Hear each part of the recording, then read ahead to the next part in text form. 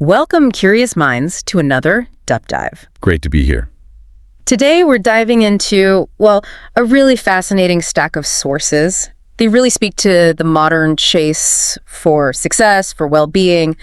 We've got quite the mix, your daily cosmic compass, you could call it. Right, the horoscopes. All the way to these just gritty, real stories of people overcoming huge failures. And then how to build your own thing, like a platform. Exactly. So it's really a journey, isn't it? About how we see opportunity, how we handle setbacks, and how we actually try to shape our future. Yeah, and what's so interesting, I think, is how these things play together.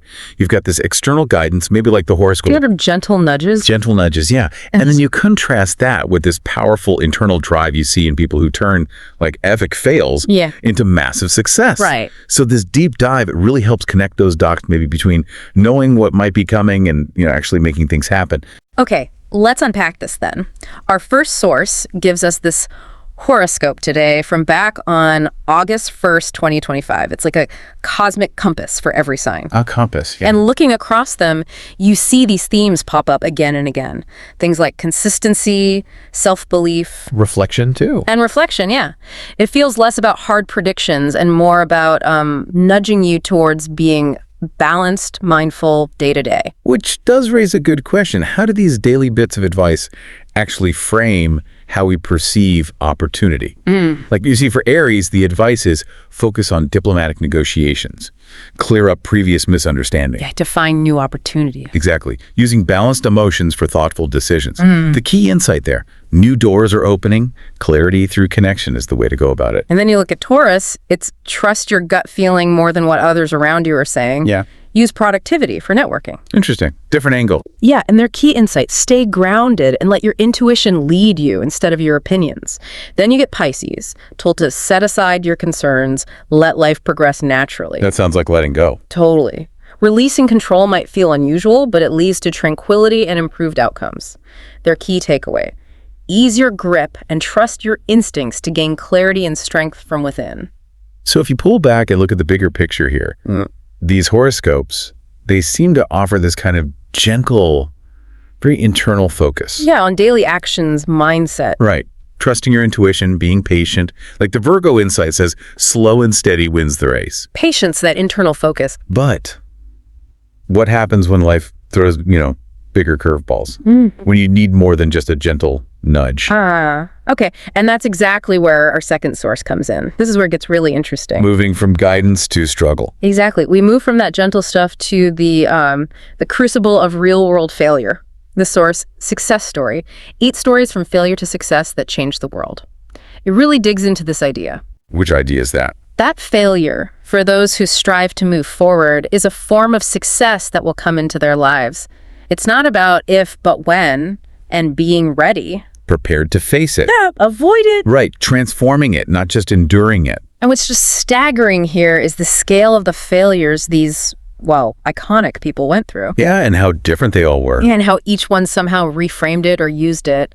It completely blows up that idea that success is just this nice straight line upwards. Oh, absolutely. It's messy. Very messy. Often goes backwards and sideways first. Just think about J.K. Rowling. I mean, young, divorced, unemployed. Basically as poor as you could be in modern Britain, she said. Yeah, she called herself an epic failure, and yet she found strength and determination right there in those awful circumstances. That became her key. Incredible. Or Steve Jobs built Apple into this multi-billion-dollar thing from a garage and then gets fired. Fired from his own company. Can you imagine? But later he said, being fired from Apple was the best thing that could have ever happened to me. It showed him his passion was real. It wasn't just about Apple. Wow. Then you've got Bill Gates, Harvard dropout, right? Yeah. His first business, Trafo Data, total flop, completely failed. I didn't know that one. Yeah, and his takeaway was, it's fine to celebrate success, but it is more important to heed the lessons of failure. Learn from it. Heed the lessons. Good advice. And Lincoln. Abraham Lincoln failed in business, had a nervous breakdown, lost multiple elections. Just kept going. Kept going. He said, my great concern is not whether you have failed or not, but whether you are satisfied with your failure. Are you okay staying down? Powerful. And Michael Jordan, MJ himself. Oh yeah, the classic quote. Famous for saying he missed more than 9,000 shots, lost approximately 300 games. And he adds, I have failed over and over and over again in my life, and that is why I succeed. It's because of the failure, not despite it. exactly. Even Einstein, the genius, right? Synonymous with it.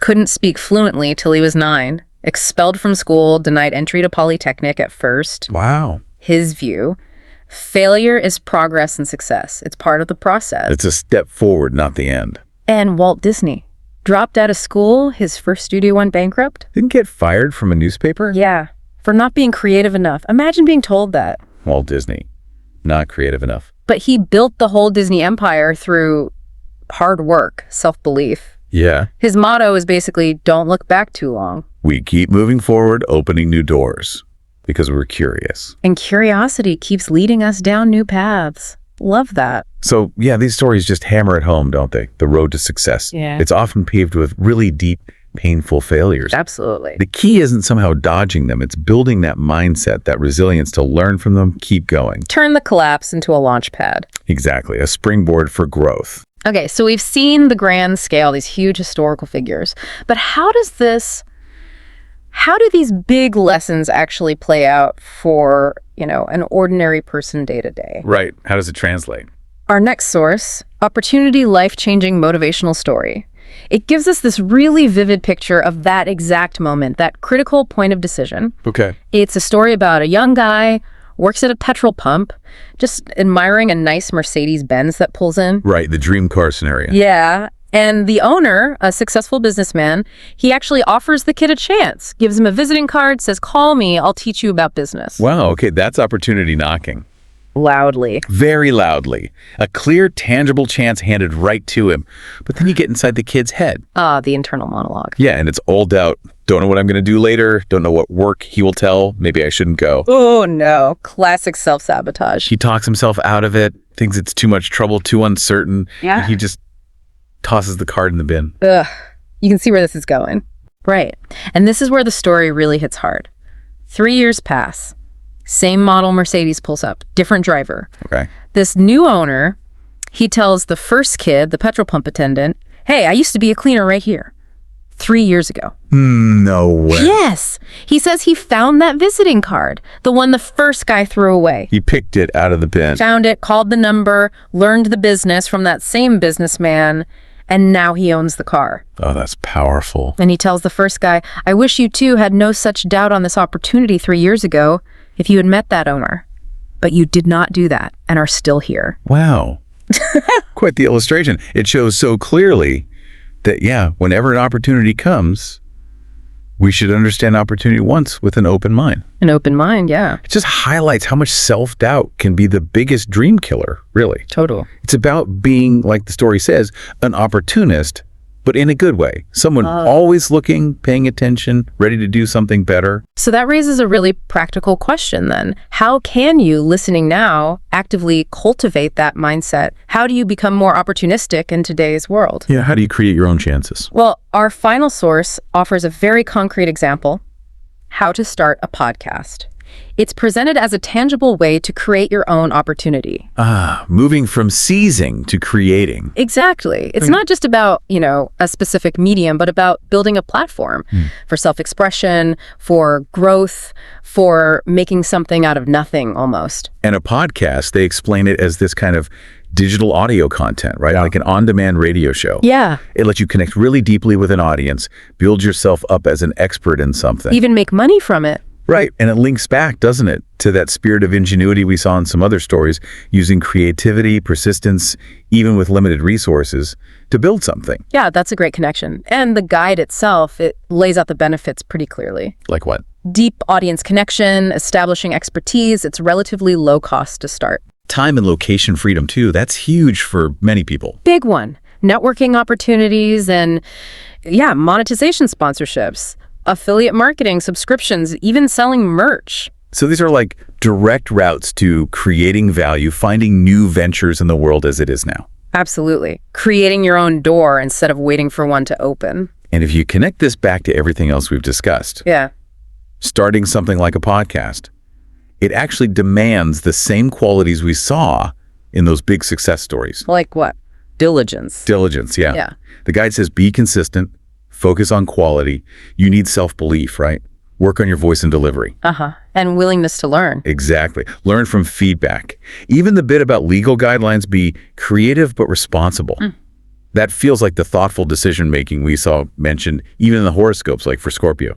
Contemplate thoroughly before you express yourself or make decisions. It all ties together. It really does. So whether it's, reading the subtle signs from a cosmic compass or learning from these massive failures that forge giants, Or just grabbing that visiting card. or picking up a microphone to build your own stage, the power seems to lie in actively engaging with the world, embracing what's new, what's possible. Being proactive. Yeah.